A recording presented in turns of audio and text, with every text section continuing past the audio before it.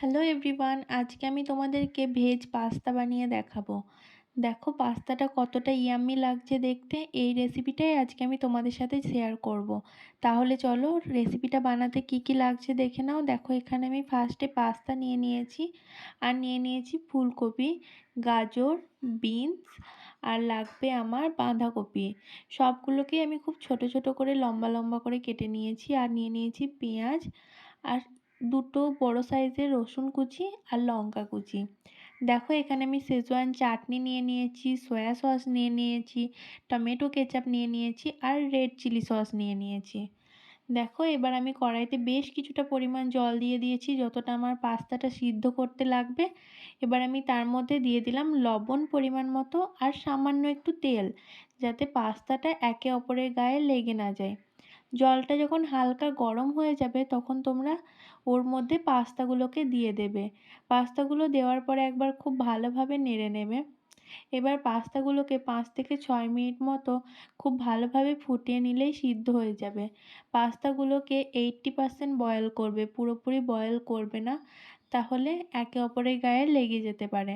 দেখো আমার কতটা সুন্দরভাবে সিদ্ধ হয়ে গেছে, আর একে অপরের গায়ে লাগেও নি। দেখো কড়াইয়ে আমি বেশ কিছুটা পরিমাণ তেল নিয়ে নিয়েছি। তেলের মধ্যে আগে থেকে যে রসুনগুলো কেটে রেখেছিলাম ওগুলোই দিয়ে দিলাম, আর দিয়ে দিচ্ছি লঙ্কা কুচি। লঙ্কা কুচিটা দেওয়ার সাথে সাথেই পেঁয়াজটা দিয়ে দেবেন, না হলে লঙ্কার যে বিচনগুলো থাকে সেগুলো ছিটকে গায়ে লেগে যেতে পারে। দেখো এবার পেঁয়াজগুলোকে খুব ভালোভাবে গোল্ডেন ব্রাউন হয়ে ভেজে নিতে হবে।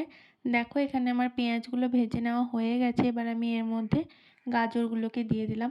এবার গাজরগুলোকেও আবার বেশ কিছুক্ষণ ভেজে নেওয়ার পরে আমি ওর মধ্যেই দিয়ে দেব বিনসগুলোকে। দিয়ে বিনসগুলোকেও আবার আমি বেশ কিছুক্ষণ ধরে ভেজে নেব। তারপরে আমি ওই যে বাঁধাকপিগুলো কেটে রেখেছিলাম ওই বাঁধাকপিটাকে দিয়ে দেবো। দেখো এখানে ওই বাঁধাকপিগুলোও দিয়ে দিলাম।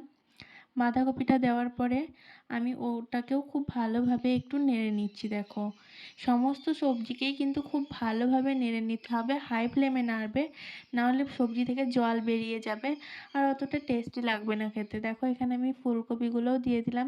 এবার সমস্ত কিছুকে খুব ভালোভাবে ভাজা ভাজা করে নেব আমি। দেখো এখানে আমার সবজিগুলো খুব ভালোভাবে ভাজা হয়ে গেছে। এবার আমি এর মধ্যে পরিমাণ মতো হলুদ দিয়ে দিলাম। এবার হলুদটা দেওয়ার পরে আমি বেশ কিছুক্ষণ এটাকে নেড়ে নেব, একদম পুরো খুব ভালোভাবে ভাজা ভাজা করে নিতে হবে সবজিগুলো কিন্তু। এবার আমি এর মধ্যে দুটো ডিম দিয়ে দিলাম। ডিমটা তোমরা আলাদা করেও ভেজে নিতে পারো, তবে আমি এইভাবেই দিতে পছন্দ করি, যাতে সব সবজির গায়ে ডিমগুলো খুব ভালোভাবে মিশে যায়। আর ডিমটা দেওয়ার পরে তোমরা হাই ফ্লেমে এটাকে ভেজে নেবে, দেখবে কোনো আষ্টে গন্ধ থাকবে না। এবার আমি এর মধ্যে পাস্তাগুলোকে দিয়ে দিচ্ছি, আগে থেকে যে পাস্তাগুলো সিদ্ধ করে রেখেছিলাম। এবার পাস্তাগুলোকেও খুব ভালোভাবে সবজির সাথে মিশিয়ে নিতে হবে। প্রায় 2 মিনিট মতো টাইম নিয়ে মিডিয়াম ফ্লেমে পাস্তাগুলোকে খুব ভালোভাবে মিশিয়ে নেবে। হাই ফ্লেমে রাখবে না, তাহলে পাস্তাগুলো নিচে লেগে যেতে পারে।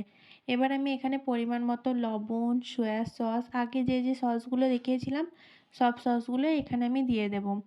দেখো এখানে আমি রেড চিলি সস দিয়ে দিলাম, রেড চিলি সস আর টমেটো কেচাপের মিশ্রণ এটা। আর দিয়ে দিচ্ছি শেজওয়ান চাটনি, আর দিয়ে দেব গ্রিন চিলি সস। দেখো গ্রিন চিলি সসটা আগে আমি তোমাদেরকে দেখাইনি, ওটা আমার দেখাতে খেয়াল ছিল না। এবার এই সমস্ত সসগুলোকে একসাথে খুব ভালোভাবে মিশিয়ে নিতে হবে। দেখো 2 মিনিট মতো টাইম লেগেছিল আমার মেশাতে। দেখো এখানে আমার খুব ভালোভাবে মেশানো হয়ে গেছে। সব শেষে আমি দিয়ে দিচ্ছি পাস্তা মশলা। এটা কিন্তু মাস্ট, পাস্তা মশলাটা না দিলে তোমরা টেস্টটাই ভালো পাবে না।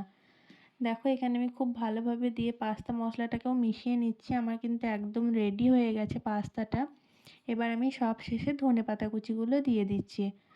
পাস্তাটা আমার একদম রেডি হয়ে গেছে। রেসিপিটা কেমন লাগলো তোমাদের অবশ্যই কিন্তু কমেন্টে জানিও। দেখে জিভে জল চলে আসছে না? আমারও তাই, ভয়েস ওভার দিতে গিয়ে দেখে একদম জিভে জল চলে আসছে।